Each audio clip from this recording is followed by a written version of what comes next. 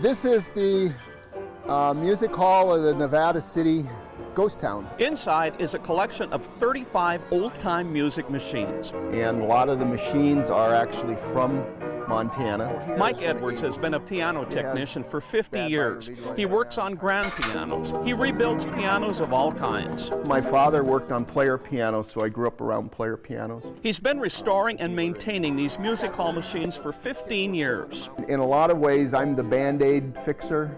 I keep them running. This is a Peerless. It was made in 1902. The Peerless came from a car dealership in Helena. This is what they call the Butterfly. This is a Belgium-made band organ. This is a Seabird KT.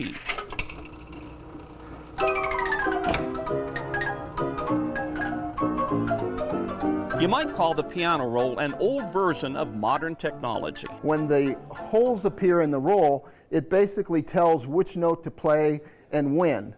So it's kind of like an early loom or a computer. The hall houses one of the largest collections of music machines that's open to the public in the country. Youngsters get a hands-on feel for how they work. Because of the value of the instruments, basically it's private collectors that have humongous collections, but they're not open to the general public. Thanks to a Montana wheat and cattle rancher and heir to the General Mills fortune, the music hall and all the amenities in Nevada and Virginia cities are top draw destination spots for the public. This collection was started by Charles Bovee, which basically built Virginia City and Nevada City. Charlie Bovee loved Montana history. Most of the buildings in Nevada City here were actually brought in from different locations in Montana. Charlie just loved to save history.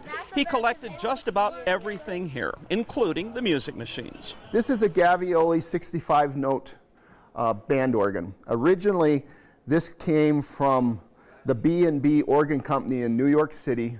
Charles Bovee ended up buying the B&B Organ Company in New York. That's how this elaborate band organ of European craftsmen found its way to Nevada City, Montana. This one plays, I think, 350 pipes, drums, cymbals, tambourines, and xylophone.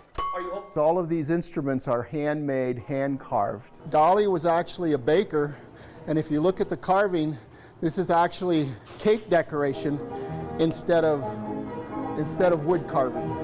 They would have taken hundreds of hours, maybe even years to build. This is a 180 Wurlitzer.